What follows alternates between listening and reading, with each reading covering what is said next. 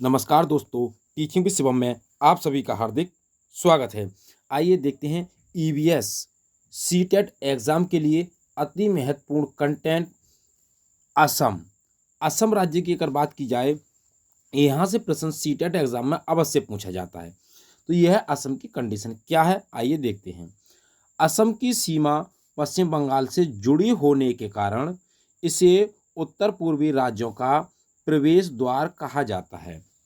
तो उत्तर पूर्वी राज्यों का प्रवेश द्वार कहा जाता है किसे? असम को। क्यों कहा जाता है? क्योंकि इसकी सीमा जो है वो पश्चिम बंगाल से जुड़ी है। दूसरा है, इस राज्य को लाल नदी और नीली पहाड़ियों का प्रदेश भी कहा जाता है। तो लाल नदी और नीली पहाड़ियों का प्रदेश असम राज्य को कहा जाता है। असम की आधिकारिक भाषा की अगर बात की जाए तो असमी और बोडो यहाँ की क्या है? आधिकारिक भाषा हैं। बागुरुम्बा बोडो समुदाय, यहाँ का एक समुदाय है बागुरम्बा बोडो, द्वारा प्रस्तुत किया जाने वाला समूह नृत्य है। यानी कि बोडो समुदाय द्वारा एक नृत्य है जिसे कहते हैं बागुरुम्बा। यहाँ पुरुषों की पारंपरिक पोशाक जो है वो धोती और गमछा है, जबकि यहाँ की स्त्रियाँ क्या पहनती हैं? तो यहाँ की स्त्रियाँ जो हैं वो मेखला, लंबी स्कर्ट और चादर पहनती हैं।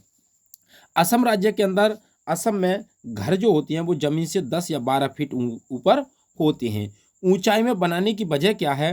क्योंकि यहाँ भारी वर्षा होती है। आइए आगे देखते हैं, असम राज्य से ही संबंधित है। ये बांस से बनाए जाते हैं घर। यहाँ के जो घर बनाए जाते हैं वो बांस से बनाए जाते हैं और अंदर भी लकड़ियों का प्रयोग होता है। असम में बांस तथा रस्सी के पुल बनाए जाते हैं। यहाँ बारिश बहुत अधिक होती है, कभी कभी घुटनों तक पानी भर जाता है। यहाँ बांस को गरीबों का टिम्बर कहते हैं। तो यहाँ बांस को गरीबों का टिम्बर कहाँ कहा जाता है? असम राज्य के अंदर कहा जाता है। अब हम बात करें बिहू त्योहार। बिहू त्योहार कहाँ का? असम का है। तो बिहू असम का सबसे महत्वपूर्ण त्योहार है। ये वर्ष में 3 बार मनाया जाता है। कब कब मनाया जाता है? आइए देखते हैं। ये खेती कार्य से संबंधित अवसरों पर मनाया जाता है। किसानों द्वारा बीज की बुवाई होने पर, किसानों के द्वारा जब बीज की बुवाई हो जाती है तो एक जो बिहू त्योहार मनाया जाता है उसे कहते हैं बोहाग बिहू मनाया जाता है। बोहाग बिहू को रंगाली बिहू भी कहा जाता है। खड़ी फसलों की खुशहाली के लिए प्रार्थना के रूप में जब मनाते हैं तो उसे कहते हैं काती बिहू मनाया जाता है। और माघ बिहू फसलों की कटाई होने पर मनाया जाता है। तो बोहाग बिहू कब मनाया जाता है? जब फसल की बुवाई होती है। जब फसलों की खुशहाली होती है तो उसे कहते हैं काती बिहू। फिर फसलों की जब कटाई होती है तो उसे कहते हैं माघ बिहू। आइए आगे देखते हैं। अगला है माघ बिहू। 14 से 15 जनवरी असमिया कैलेंडर के 10वें महीने माघ की प्रथमा एवं द्वितीय तिथि को मनाया जाता है। पहले दिन को क्या कहा जाता है? पहले दिन को उरुका या उरुका कहते हैं। इस दिन अस्थाई शेड छप्पर बनाते हैं जिसे भेला घर कहते हैं। सामूहिक भोज का आयोजन होता है यहाँ पर। बोरा, बोरा एक चावल की किस्म होती है। तो बोरा असम में खाए जाने वाले चावलों की एक किस्म होती है जो पकने के बाद चिपचिपे हो जाते हैं। यह भी आपको याद रखना है। बोरा चावल की किस्म है जो असम राज्य में खाई जाती है, यानी कि पकने के बाद ये कैसे हो जाते हैं? चिपचिपे हो जाते हैं। बिहू त्योहार चावल की नई फसल कटने पर असम में मनाया जाता है। भेला घर बांस और घास से बनाए जाते हैं। ताव, ताव क्या होता है? कढ़ाई। कढ़ाई को आग पर रखकर उसमें पानी उबालेंगे और भीगे हुए चावलों से भरी हुई कढ़ाई पर उस पर रख देंगे तथा उसे केले के पत्तों से ढक देते हैं। थोड़ी देर बाद चेवा चावल तैयार हो जाता है। तो यहाँ पर चावल, बोरा और चेवा, बोरा और चेवा। औरतें पीले रंग के कपड़े पहनती हैं। लड़कियां रंग बिरंगी मेखला चादर पहनती हैं। भात सुक्तो चावल और रसे वाली सब्जियों को कहते हैं। भात सुक्तो किसे कहते हैं? चावल और रसे वाली सब्जियों को कहते हैं। आइए आगे देखते हैं। अगला है केरल राज्य। तो भाई केरल राज्य की बात की जाए, केरल के निकटवर्ती राज्य कौन कौन से हैं? तो केरल के निकटवर्ती राज्य हैं तमिलनाडु और कर्नाटक हैं। इसकी राजधानी की बात की जाए तो तिरुवनंतपुरम यहाँ की राजधानी है केरल की। केरल को ईश्वर की अपनी धरती यानी गॉड्स ओन कंट्री भी कहा जाता है। केरल का राज्य पशु हाथी है और राज्य वृक्ष जो है वो नारियल है। तो केरल का राज्य पशु पूछ ले तो हाथी और राज्य वृक्ष पूछ ले तो नारियल। केरल में पुरुष ज़्यादातर मुंडू वस्त्र पहनते हैं जिसे कमर में बांधा जाता है, और महिलाएं क्या पहनती हैं? तो महिलाएं मुंडू नेरी यथु वस्त्र पहनती हैं। नेक्स्ट आगे देखते हैं केरल। केरल से संबंधित है ये इडियप्पम, इसे नलकूप भी कहा जाता है। तो नलकूप को इडियप्पम कहते हैं। इसे चावल के आटे से तैयार किया जाता है तथा तोरान लंबी फलियों के छोटे छोटे टुकड़े से बना व्यंजन होता है। इन्हें केरल में खाया जाता है। तो तोरान क्या है? ये लंबी लंबी फलियों के छोटे छोटे टुकड़े होते हैं, तो उनसे जो व्यंजन बनाया जाता है उसे भाई केरल के अंदर तोरान कहते हैं। क्या कहते हैं? तोरान कहते हैं। आइए आगे ओणम। अब हम बात करें ओणम की, तो ओणम केरल का सबसे महत्वपूर्ण त्योहार है। तो ओणम कहाँ का त्योहार है? केरल राज्य का। विशु अथवा मलयालम नववर्ष एक बड़ा त्योहार है। विशु कहें या मलयालम, ये नववर्ष का एक बड़ा त्योहार है। कलरीपयट्टू यह एक लड़ाकू नृत्य है जिसे अभ्यास में उच्च स्तर की वैज्ञानिक सैन्य कला माना जाता है। कूटू नृत्य एक प्रकार का संस्कार नृत्य है तथा कथकली नृत्य भी केरल का है। तो कथकली, कूटू नृत्य, ये भी क्या है? कूटू नृत्य जो वो संस्कार पर आधारित है, और कथकली नृत्य ये केरल से संबंधित है। भाई ये भी दोनों नृत्य जो वो केरल में मनाई जाती हैं। गुजरात से केरल तक की यात्रा के बीच में महाराष्ट्र और कर्नाटक राज्य पड़ते हैं। कोझिकोड एक स्थान है जो केरल राज्य में स्थित है। मल्लापुरम एक जिला है जो केरल में स्थित है। ये भी आपको याद रखना है। नेक्स्ट आगे देखते हैं। अगला है गोवा से केरल तक। यदि आप गोवा से जाएं केरल तक, तो गोवा से केरल तक रेल के रास्ते में 92 सुरंग और 2000 पुल पड़ते हैं। केरल में टेपियोका जमीन के नीचे उगाया जाता है। ये एक प्रकार का फल है जिसे केरल के लोग उबाल कर खाते हैं। टेपियोका को कप्पा भी कहा जाता है। तो टेपियोका एक फल है एक प्रकार का जो जमीन के नीचे उगाया जाता है, इसे कप्पा भी कहा जाता है। वल्लम लकड़ी की छोटी नाव होती है जो केरल राज्य में पाई जाती है। केरल में मलयालम भाषा बोली जाती है। मलयालम भाषा में माँ की बड़ी बहन को बलियम्मा और नानी को अमूमा कहते हैं। चाचा को चिटप्पन और चाची को कुंजुमा कहते हैं। पिता को अप्पा कहते हैं। केरल में एक जगह से दूसरी जगह जाने के लिए फेरी नाव का प्रयोग किया जाता है। तो फेरी भी नाव है और पल्लव भी नाव है। कहाँ? केरल राज्य के अंदर।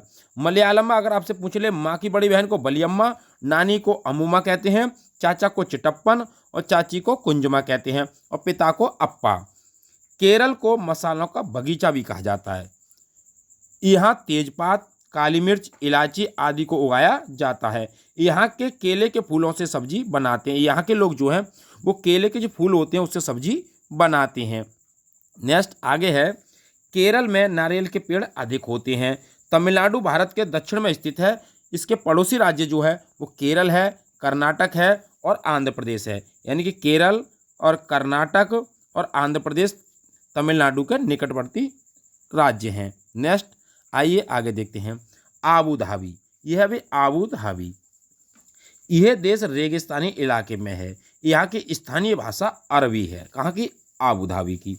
यहाँ पानी बहुत कीमती है क्योंकि यहाँ ना तो वर्षा होती है और ना ही नदियाँ, झील, तालाब हैं। यहाँ रेतीली जमीन, नीचे तेल होता है। यहाँ रेतीली जमीन है और नीचे क्या होता है? तेल होता है। यहाँ खजूर के पेड़ अधिक मात्रा में दिखाई देते हैं क्योंकि ये पेड़ रेगिस्तानी इलाके में पाए जाते हैं। आबू धाबी की जो करेंसी है वो क्या है? यहाँ की मुद्रा दिरहम यहाँ की मुद्रा है। आबू धाबी में रेत के पहाड़ या टीले पाए जाते हैं। आबू धाबी का जो टाइम है ये ध्यान रखना है आपको भाई। आबू धाबी का टाइम है GMT, Greenwich mean time zone से 4 घंटे आगे होता है, और IST, इंडियन स्टैंडर्ड टाइम जो होता है भारतीय समय, GMT से 5.5 घंटे आगे है। इसलिए आबू धाबी से भारतीय समय 1 घंटा 30 मिनट आगे है। अगर आबू धाबी में मान लिया जाए रात के 9 बजे हैं तो भारत में 10:30 बजे होंगे। नेक्स्ट आगे देखते हैं। लेह लद्दाख, भाई ये है लेह लद्दाख का इलाका। लद्दाख भारत के उत्तरी छोर पर स्थित है। लद्दाख के उत्तर और पूर्व में चीन, पश्चिम में जम्मू कश्मीर तथा पाकिस्तान अधिकृत कश्मीर और इसके दक्षिण में हिमाचल प्रदेश स्थित है। नेक्स्ट, लद्दाख। बौद्ध संस्कृति की बहुलता के कारण इसे छोटा तिब्बत के नाम से भी जाना जाता है। लद्दाखी भाषा में दूध को ओमा कहा जाता है। ऐसे फैक्ट आपको याद रखने हैं भाई। लद्दाखी भाषा में दूध को क्या कहते हैं? ओमा कहते हैं।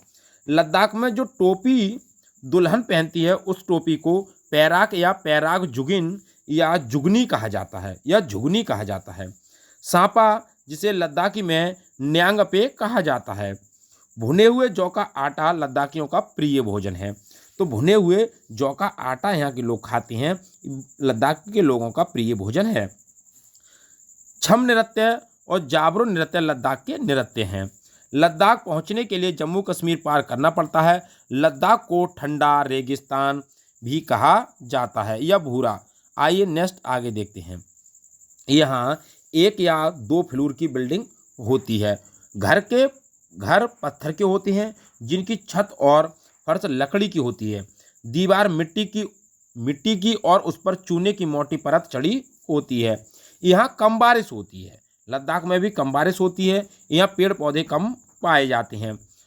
लकड़ियों की सीढ़ियों का प्रयोग किया जाता है लद्दाख के अंदर। मोटे पेड़ का तना छत को मजबूत बनाने में मदद करता है। ग्राउंड फ्लोर में जानवरों को रखा जाता है। जब ज़्यादा सर्दी पड़ती है तो घर के सदस्य खुद भी ग्राउंड फ्लोर में रहने आ जाते हैं। ग्राउंड फ्लोर में विंडो नहीं होती है। ये भी आपको याद रखना, मैचिंग करने को आता है, मिलान करेगा। लद्दाख से संबंधित कौन सा कथन नहीं है। तो ग्राउंड फ्लोर में विंडो नहीं होती है। सदस्य भी ग्राउंड फ्लोर में आ जाते हैं जब ज़्यादा अधिक ठंड पड़ती है तब। गर्मी के मौसम में ये लोग फल सुखा लेते हैं और सर्दियों में इनका इस्तेमाल करते हैं। लद्दाख क्षेत्र भारत का सबसे ठंडा रेगिस्तान है। लद्दाख में स्थित पृथ्वी की सबसे ठंडी बसी हुई आबाद जगह का नाम द्रास है। नेक्स्ट आगे देखते हैं। अगला है, भारत में ठंडे रेगिस्तान मानसून से प्रभावित नहीं होते हैं क्योंकि वे अधिक ऊंचाई पर होते हैं और हिमालय की वृष्टि छाया में पड़ते हैं। लाल मिर्च, नारंगी, कद्दू और सुनहरे पीले भुट्टे यहाँ मिलते हैं लद्दाख के अंदर। श्रीनगर से लद्दाख जाते हुए कारगिल जो है वो रास्ते में पड़ता है। यहाँ और कारगिल के में सकरे रास्ते हैं। पहाड़ी इलाकों में नायलॉन का टेंट इस्तेमाल किया जाता है। लद्दाख में जुले जुले का मतलब वेलकम होता है। अपने यहाँ वेलकम कहते हैं और लद्दाख के अंदर जुले जुले कहते हैं। ट्राली लकड़ी से बना एक झूला होता है का इस्तेमाल करते हैं। कब? लद्दाख में नदी को पार करने के लिए किया जाता है। स्किट पोपुल लद्दाख का एक गांव है। ये भी आपको याद रखना है। नेक्स्ट आगे देखते हैं। चांगथांग। क्या है चांगथांग? ये है चांगथांग की कंडीशन।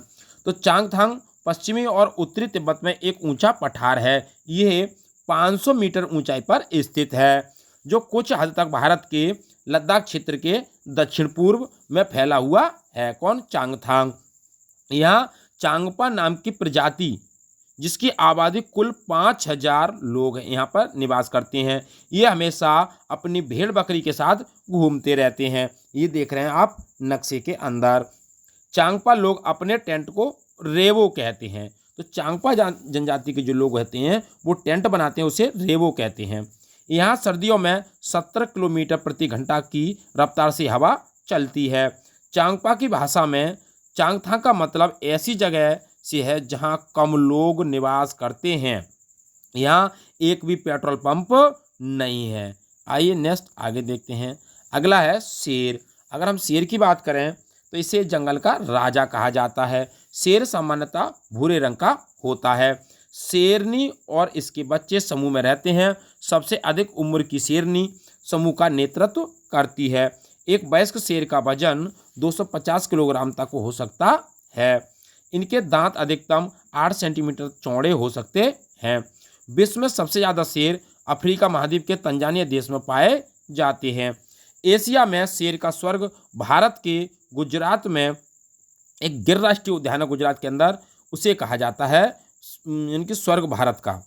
शेर का स्वर्ग भारत के गुजरात राज्य को कहा जाता है। नेक्स्ट अगला है इनका औसत जीवन काल जो है वो 12 से 15 वर्ष तक का होता है। शेर हवा से पत्तों में उत्पन्न सरसराहट और उसकी जानवर के भागने की उत्पन्न सरसराहट में आसानी से अंतर कर लेता है। भाई ये जानवर की सरसराहट है या पत्तों की सरसराहट है, उसमें आसानी से अंतर कर लेता है। इनका गर्भधारण काल जो होता है वो 110 से 120 दिन का होता है।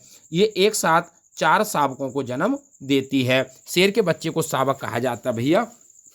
शेर के बच्चे 3 सप्ताह के बाद चलना शुरू कर देते हैं। जन्म के समय इनके बच्चे का वजन जो होता है वो 2.5 से 3 किलोग्राम का होता है। ये था शेर से संबंधित फैक्ट। आगे देखते हैं, अगला है केंचुआ। भाई केंचुआ की बात करें तो केंचुआ इसे किसानों का मित्र कहा जाता है। ये सामान्यतः 8 इंच का जीव होता है। ये मिट्टी को खाकर उसे भुरभुरा बना देता है, यानी कि जमीन को पोली बना देता है। इसे किसानों का मित्र कहते हैं केंचुआ को, जिससे उसमें O2 ऑक्सीजन की मात्रा बढ़ जाती है और मृदा उपजाऊ हो जाती है। आइए नेक्स्ट आगे देखते हैं, अगला है मकड़ी। यह है भाई मकड़ी। ये कीट वर्ग का अपवाद है। ये सामाजिक जीव नहीं माना जाता क्योंकि ये गंदगी का निर्माण करता है। मादा मकड़ी प्रजनन के बाद नर मकड़ी को जान से मार देती है। रेशम का कीड़ा, यह है रेशम का कीड़ा। यह सेंसूत के पेड़ पर पाला जाता है। तो रेशम का जो कीड़ा होता है वो सेंसूत के पेड़ पर पाला जाता है। रेशम कीट पालन को सेरीकल्चर कहा जाता है। तो सेरीकल्चर किसे कहा जाता है? रेशम कीट पालन को सेरीकल्चर के नाम से जाना जाता है। इसका नर कीड़ा अपनी मादा को उसके गंध द्वारा कई किलोमीटर दूर से पहचान लेता है। तू धरती पे जहाँ भी रहेगी मैं तेरी खुशबू से पहचान लूँगा। ये कौन कहता है? ये कहता है रेशम का कीट अपनी मादा से। आइए नेक्स्ट आगे देखते हैं, अगला है डॉल्फिन। इसे भारत का राष्ट्रीय जलीय जीव घोषित किया गया है। किसे? डॉल्फिन को। यह है डॉल्फिन का मैप। आइए देखते हैं, इसका अन्य नाम अंधी डॉल्फिन और सूसू है। यह गंगा नदी में प्रयागराज से हल्दिया के मध्य पाई जाती है। कौन? डॉल्फिन। ये एक स्तनधारी जीव है जो सीधे बच्चे को जन्म देती है। बच्चे को जन्म दे और उसे दूध पिलाए तो उसे कहते हैं स्तनधारी। ये अपने फेफड़ों के माध्यम से सांस लेती है। तो वे डॉल्फिन किससे सांस लेती है? फेफड़ों से सांस लेती है। ये भिन्न भिन्न आवाज़ आसानी से निकाल लेती है। ये अनेक प्रकार की आवाज़ें निकाल लेती है। कौन? डॉल्फिन। ये मनुष्यों के साथ आसानी से दोस्ती कर लेती है और डॉल्फिन जो है वो मनुष्य से भी दोस्ती कर लेती है। आइए आगे देखते हैं, अगला है नीली व्हेल। नीली व्हेल की अगर बात की जाए, यह इस पृथ्वी पर पाए जाने वाली सबसे भारी जीव है। तो पृथ्वी पर सबसे भारी जीव कौन सा है? वो है नीली व्हेल। ये एक मांसाहारी खतरनाक जीव है। कौन? नीली व्हेल। ये स्तनधारी जीव है जो सीधे बच्चे को जन्म देती है। तो ये भी स्तनधारी है। कौन? नीली व्हेल, जो बच्चे को जन्म देती है। ये फेफड़ों के माध्यम से सांस लेती है। तो डॉल्फिन की बात करें या नीली व्हेल की बात करें तो ये दोनों स्तनधारी हैं जो बच्चे को जन्म देती हैं और दोनों ही फेफड़ों के माध्यम से सांस लेती हैं। अगर हम नीली व्हेल की बात करें तो ये सर्वाधिक संख्या में प्रशांत महासागर में पाई जाती है। कौन? नीली व्हेल। तो उम्मीद करता हूं दोस्तों EVS पर्यावरण विषय से संबंधित सीटेट एग्जाम के लिए जो महत्वपूर्ण कंटेंट था आपको अच्छा लगा होगा। यदि वीडियो अच्छी लगी हो तो वीडियो को ज़्यादा से ज़्यादा शेयर करें और लाइक करें। चैनल पर नए हैं तो चैनल को सब्सक्राइब करें। All the best. थैंक्स। जय हिंद, जय भारत।